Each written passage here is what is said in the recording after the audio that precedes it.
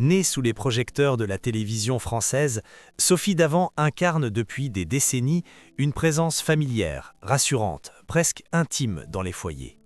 Chaque après-midi, sa voix traverse les salons, ses sourires rythment le quotidien. Mais derrière cette image parfaitement maîtrisée, une autre histoire s'est écrite, loin des caméras. Une histoire plus discrète, plus fragile. Au début des années 1990, alors que sa carrière décolle, 2 enfants naissent dans l'ombre de cette célébrité grandissante. Ils grandissent avec un nom connu de tous, mais une vie que presque personne ne regarde vraiment. Les années passent, le couple se brise, la famille se recompose. Et les enfants, eux, disparaissent progressivement du paysage médiatique. Ont-ils fui la lumière, ou la lumière les a-t-elle brûlés ? Que reste-t-il aujourd'hui de ces 2 enfants élevés au cœur de la notoriété, mais condamnés à vivre dans le silence ? Dans la France des années 1990, Sophie Davant s'impose progressivement comme l'un des visages les plus reconnaissables du service public. Elle n'est pas une star tapageuse, mais une présence régulière, presque intime. Chaque apparition à l'écran renforce ce lien particulier avec le public. Elle incarne une télévision de proximité, chaleureuse, pédagogique, loin des excès du sensationnel. Cette image rassurante devient sa marque de fabrique, et avec le temps, elle se transforme en capital symbolique puissant. Sa carrière connaît alors une ascension continue. Les émissions s'enchaînent, les audiences suivent, la confiance de la chaîne s'installe durablement. Sophie Davant devient une valeur sûre, une figure sur laquelle on peut compter. Dans un paysage audiovisuel en mutation, elle représente une stabilité rare. Cette réussite professionnelle donne l'impression d'un parcours fluide, presque sans aspérité. Mais comme souvent, l'essentiel se joue ailleurs que dans les chiffres d'audience. Sur le plan personnel, la même impression d'équilibre domine. Mariée au journaliste Pierre Sled, elle forme avec lui un couple respecté, discret, cultivé. Ensemble, ils incarnent une réussite moderne, intellectuelle, loin des clichés du star system. Leur union donne naissance à 2 enfants au début et au milieu des années 1990. Un garçon, puis une fille. Ils arrivent dans un foyer déjà structuré par la notoriété, mais encore protégé par une époque où la frontière entre vie privée et vie publique reste relativement solide. À ce moment-là, les enfants de personnalités médiatiques ne sont pas encore des figures exposées. Les réseaux sociaux n'existent pas. La mise en scène de l'intime n'est pas une norme. Sophie Davant profite de ce contexte pour poser des règles claires. Ces enfants ne seront pas montrés. Ils ne participeront pas aux émissions. Ils ne deviendront pas des extensions de son image publique.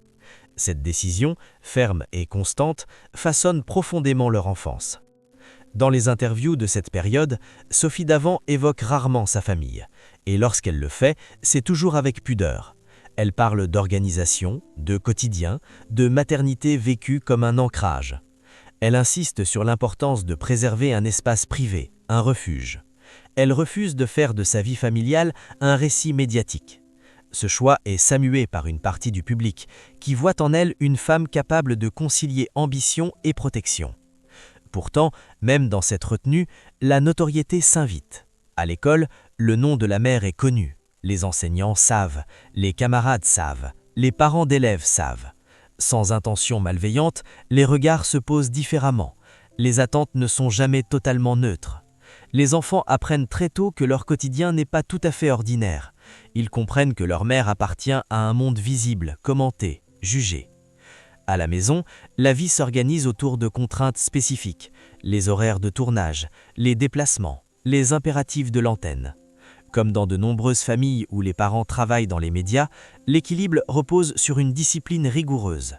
Les enfants apprennent à composer avec des absences temporaires, avec un emploi du temps parfois imprévisible. Rien de dramatique, rien de spectaculaire, mais une réalité constante, intégrée dès l'enfance. Aux yeux du public, la famille Davant-Sled demeure longtemps un modèle. Aucun scandale ne vient troubler cette image, aucune exposition excessive. Les rares photos publiées sont sobres, contrôlées. Cette discrétion renforce le sentiment d'harmonie. Elle alimente l'idée que la notoriété, lorsqu'elle est bien gérée, peut coexister avec une vie familiale équilibrée. Mais cette harmonie est avant tout une perception extérieure. À mesure que les années passent, les enfants grandissent. L'enfance protégée laisse place à l'adolescence, puis aux premières interrogations identitaires. C'est une période charnière où chacun cherche à se définir indépendamment de ses parents. Pour les enfants de Sophie Davant, cette quête se déroule sous une contrainte particulière, celle d'un nom déjà chargé de sens, un nom qui ouvre des portes, mais qui enferme aussi dans une comparaison permanente. Le fils, plus réservé, semble très tôt développer un rapport distant à la visibilité. Il ne manifeste aucun attrait pour le monde médiatique. Il ne cherche pas à s'approprier l'univers professionnel de ses parents. Son attitude suggère une volonté claire, rester en dehors, construire une trajectoire personnelle, sans lien apparent avec la notoriété familiale. Ce choix, silencieux, s'affirme avec constance au fil des années. La fille, plus jeune, observe différemment. Elle grandit avec la conscience aiguë de l'image publique de sa mère. Elle y perçoit à la fois l'admiration qu'elle suscite et les contraintes qu'elle impose. Elle se situe à la frontière entre fascination et prudence. Sans s'exposer pleinement, elle n'ignore pas ce monde. Elle le regarde de près, comme un territoire possible, mais jamais totalement évident. Pendant ce temps, la carrière de Sophie Davant continue de s'épanouir. Elle devient une figure incontournable de la télévision de l'après-midi. Son image se consolide. Sa présence à l'écran se banalise dans le sens noble du terme. Elle fait partie du décor national. Cette réussite professionnelle renforce encore le contraste entre l'exposition de la mère et la discrétion des enfants. C'est là que se dessine une première tension, imperceptible mais réelle. Plus la figure publique de Sophie Davant s'impose, plus ses enfants semblent s'effacer. Non par rejet, mais par nécessité. Comme si l'équilibre familial reposait sur cette dissociation. L'un dans la lumière, les autres dans l'ombre. Un pacte tacite, jamais formulé, mais respecté par tous. À l'extérieur, rien ne laisse présager une fragilité. À l'intérieur, les dynamiques évoluent. Les enfants prennent conscience que la réussite professionnelle d'un parent n'est pas sans conséquences, qu'elle structure les rôles, qu'elle influence les attentes, qu'elle impose parfois un silence. Pas un silence douloureux, un silence protecteur, mais un silence tout de même. Ainsi se construit cette période de halo, un moment où tout brille, où tout semble aligné, où la réussite masque les premières fissures invisibles. Un moment où la famille d'Avance-Led apparaît comme un modèle, malgré la préparation lente d'une transformation profonde. Car derrière le décor rassurant de la notoriété, une question commence à s'imposer, sans encore être formulée. Jusqu'où peut-on protéger ses enfants de la lumière lorsqu'on en est soi-même l'une des sources les plus visibles ? L'année 2012 marque une date charnière. Elle ne s'impose pas comme un drame brutal, mais comme une ligne de fracture nette, irréversible. Après plus de 20 ans de vie commune, Sophie Davant et Pierre Sled annoncent leur séparation. L'information est confirmée sans éclat, sans déclaration excessive, sans polémique. Les mots sont mesurés. Le ton est digne. Aux yeux du public, il s'agit d'une rupture maîtrisée, presque exemplaire. Mais pour leurs enfants, ce moment agit comme un basculement profond, silencieux, durable. À cette époque, le fils aîné est déjà engagé dans sa vie d'adulte. Il a quitté l'enfance depuis peu, mais se trouve encore dans cette période fragile, où les repères familiaux restent essentiels. La fille, plus jeune, traverse quant à elle une phase de transition décisive. Elle quitte l'adolescence, cherche sa place, tente de comprendre qui elle est et ce qu'elle veut devenir. C'est précisément à ce moment que le socle familial, longtemps perçu comme stable, se transforme radicalement. La séparation des parents ne se déroule pas sous le regard des caméras. Aucun scandale n'éclate, aucun détail intime n'est exposé. Pourtant, cette absence de bruit ne signifie pas absence de choc, bien au contraire. Lorsqu'un couple médiatique se défait dans le silence, les conséquences sont souvent plus difficiles à formuler, donc plus complexes à traverser. Les enfants ne disposent d'aucun récit public auquel se raccrocher. Ils doivent faire face à une réalité qui contredit l'image rassurante construite pendant des années. Sophie Davant reconnaîtra plus tard que cette période a été particulièrement éprouvante pour ses enfants. Elle le dira avec retenue, sans jamais entrer dans les détails. Elle parlera d'un moment difficile, d'une épreuve familiale, d'une nécessité de réorganisation. Ces mots, simples en apparence, traduisent une réalité plus profonde.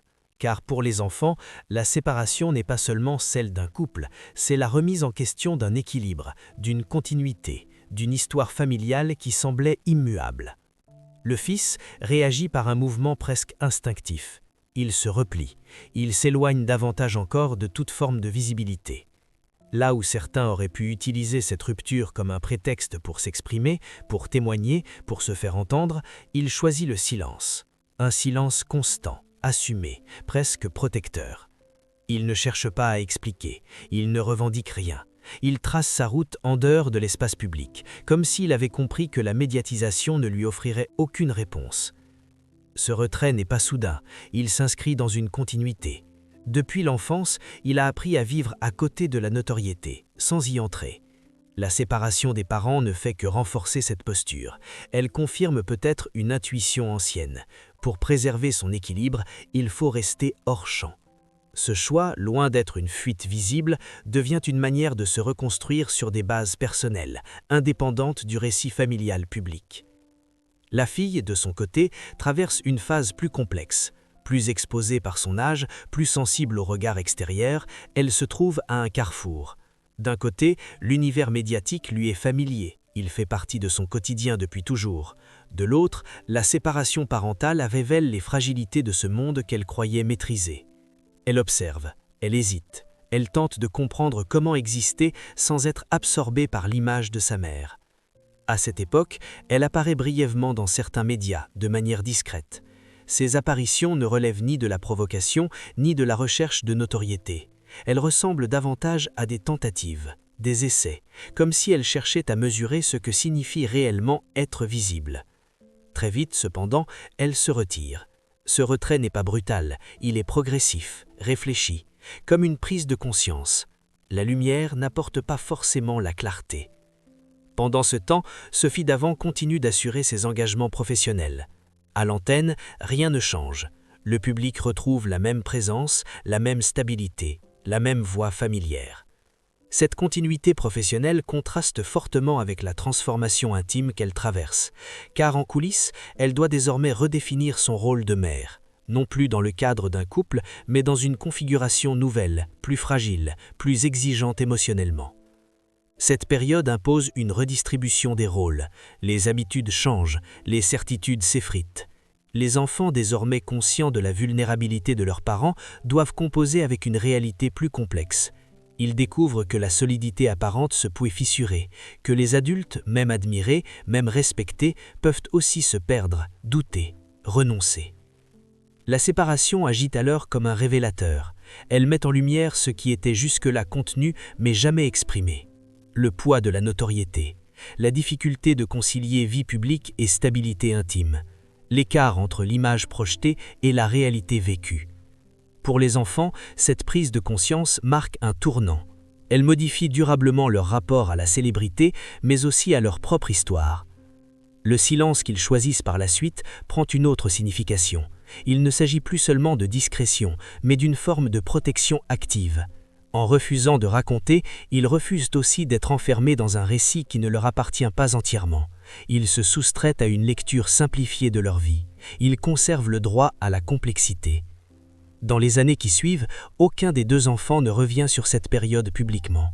Aucun témoignage, aucune mise au point. Ce mutisme intrigue. Il contraste avec une époque où la parole intime est devenue une monnaie d'échange médiatique. Mais chez eux, le choix est clair. La rupture parentale ne sera pas transformée en spectacle. Elle restera un événement privé, avec ses blessures, ses ajustements, ses silences.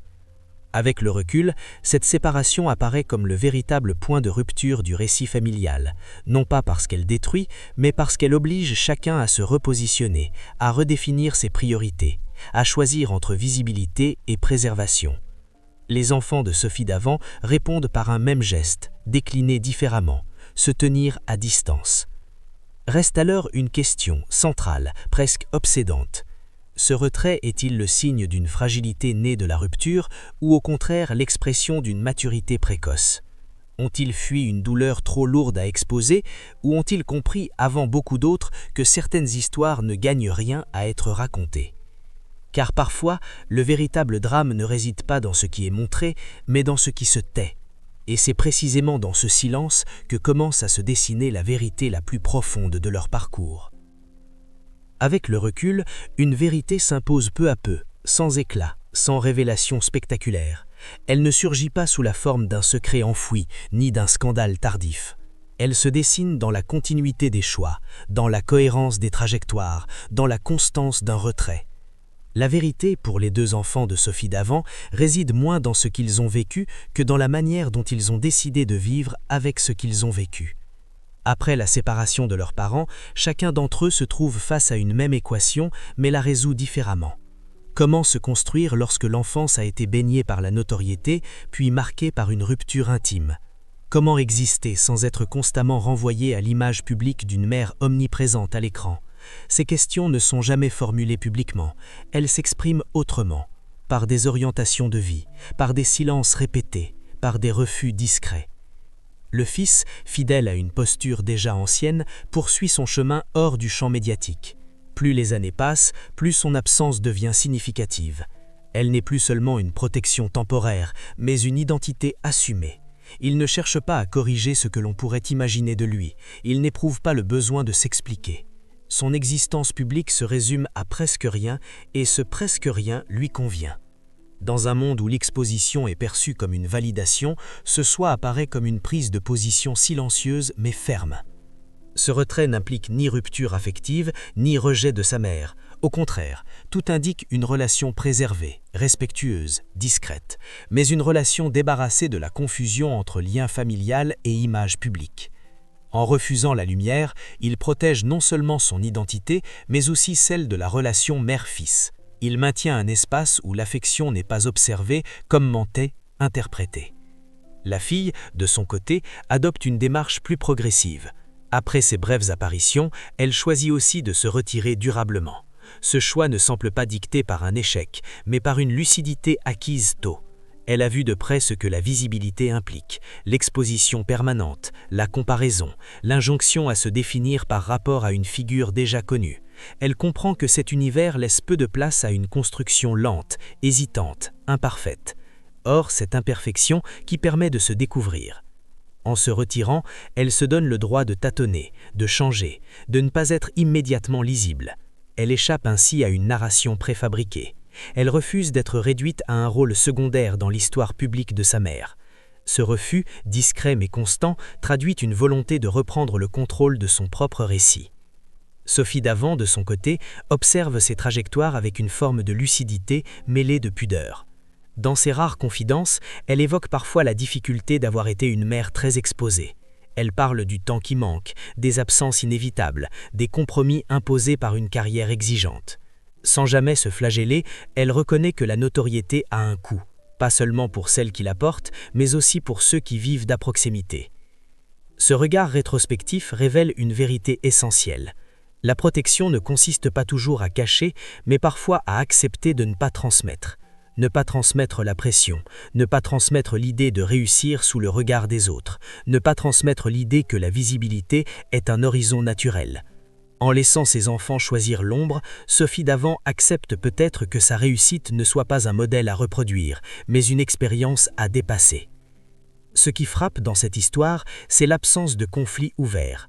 Pas de révolte affichée, pas de règlement de compte.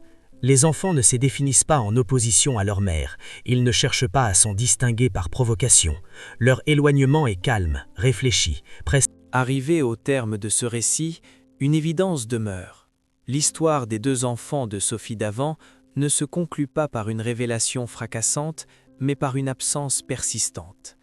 Une absence qui, loin d'être un vide, devient un message. Dans un monde saturé de récits personnels, de confidences publiques et d'expositions calculées, leur silence résonne avec une force particulière. Il oblige à regarder autrement, à écouter ce qui n'est pas dit. Porter le nom d'une figure aimée du grand public est souvent perçu comme un privilège, une ouverture, une avance symbolique. Mais ce privilège peut rapidement se transformer en contrainte invisible. Les enfants de Sophie Davant ont grandi avec cette ambivalence. D'un côté, un environnement stable, aimant, protégé.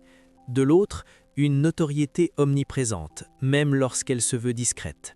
Ils ont appris très tôt que leur identité serait toujours, d'une manière ou d'une autre, comparée, interprétée, évaluée. Face à cette réalité, Leur réponse n'a pas été la rébellion, ni l'appropriation, elle a été le retrait. Un retrait progressif, cohérent, assumé. Ils n'ont pas cherché à déconstruire l'image de leur mère, ils ne l'ont jamais contestée publiquement, ils ont simplement choisi de ne pas s'y inscrire. Ce choix, souvent mal compris, peut être lu comme une forme de maturité, une compréhension précoce du prix à payer pour la visibilité. Sophie Davant, quant à elle, continue de représenter une figure rassurante de la télévision française. Sa longévité à l'antenne témoigne d'une confiance durable du public. Mais avec le temps, son discours s'est nuancé. Elle parle davantage de solitude, de transmission, de ce que l'on donne sans le vouloir. Elle ne dramatise pas, elle observe, elle accepte. Cette posture révèle une conscience aiguë des limites de la notoriété, surtout lorsqu'elle touche ceux que l'on aime.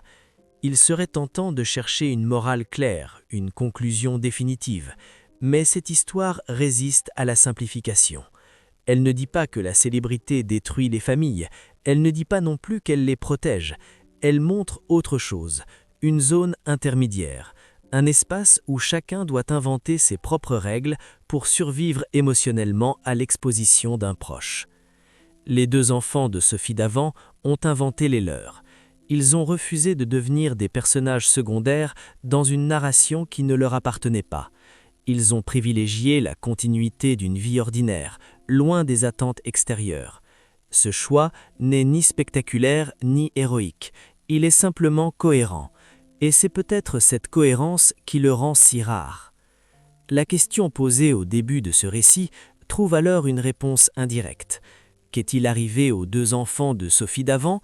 Rien, au sens où l'entend le public avide de drame, et tout, au sens où leur trajectoire révèle une vérité profonde sur le coût de la notoriété.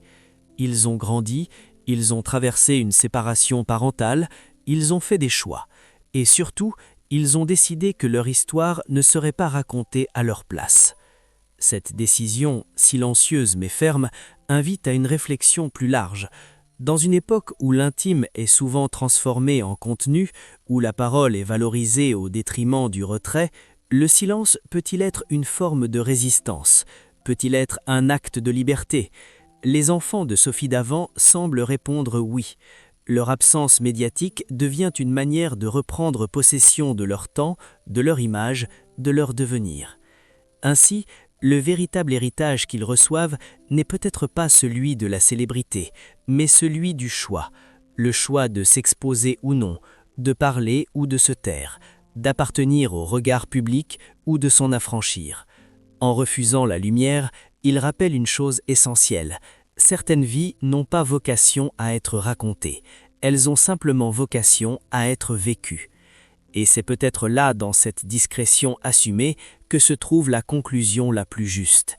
Non pas une fin fermée, mais une ouverture, une invitation à repenser ce que signifie vraiment transmettre, protéger et aimer lorsque l'on vit sous les projecteurs.